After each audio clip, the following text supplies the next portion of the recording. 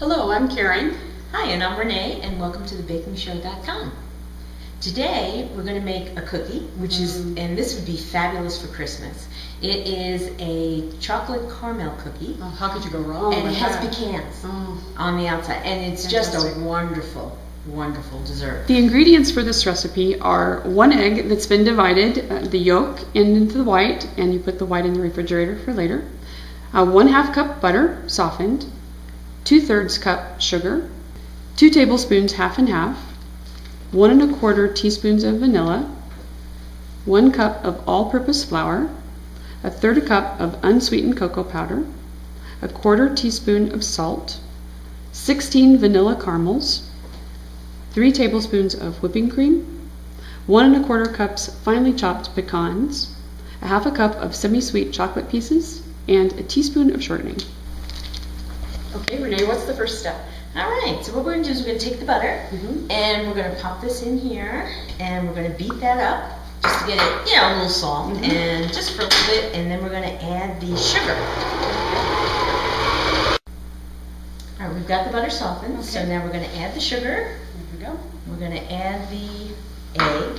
Just the yolk this time. Yes, just the yolk. We took the white, Mm-hmm. and it's in the fridge because we're going to use that later. We're going to roll the dough in so the nuts will stick on it. And let's beat that up a little bit. All right, now we're going to add the half and half, and then we're going to put the vanilla in, and we're going to mix it together again. Great.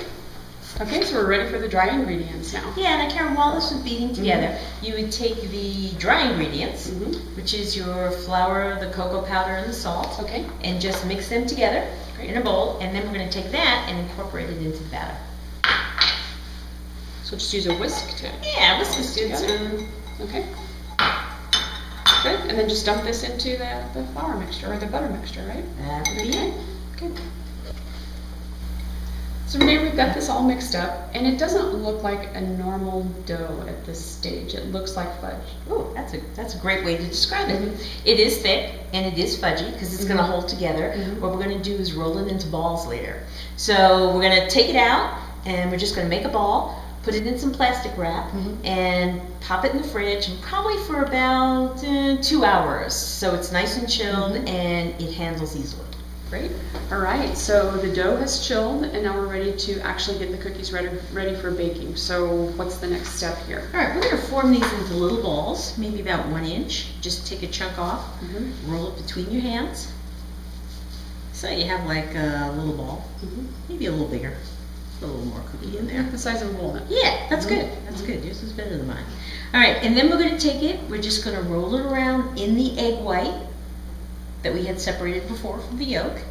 Then we're going to put it into the caramel, into the pecans, not the caramel. Caramel comes later. All right.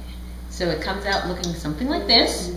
You're going to put it on a cookie sheet that's been lightly greased, and then you're going to take your thumb and you're going to press it down. You're going to make an indentation in here. And the reason for that is later we're going to fill that indentation after it bakes with caramel. That was fun. Yeah. They're all formed now, and what we're going to do is we're just going to bake them in a 350 oven for about 10 minutes or until the edges are firm. One of the problems with chocolate cookies like this is you can't see when they're done. So you're just going to have to play with it a little bit. But we'll cook them, take about 10 minutes, and while that's cooking, we're going to get the caramel together. Then we're going to place in the center when they come out of the oven. Cookies are baked, and now we're going to put the caramel in the center of them. Now this caramel you can either heat on the stove, you just take the cream and the caramel and heat it over low heat. We did ours in the microwave. I would put it in, we put it in on regular power for like 20 seconds and check it and then stir it and then put it in again if everything's not melted. And that's the whipping cream and the caramel together. Right, and now what we're going to do is, your indentations aren't perfect because they kind of bake up, but you just take a little bit of caramel and just pour it in the center. And then that will harden as they cool. So as we're filling these, just remember that if the caramel cools pretty fast.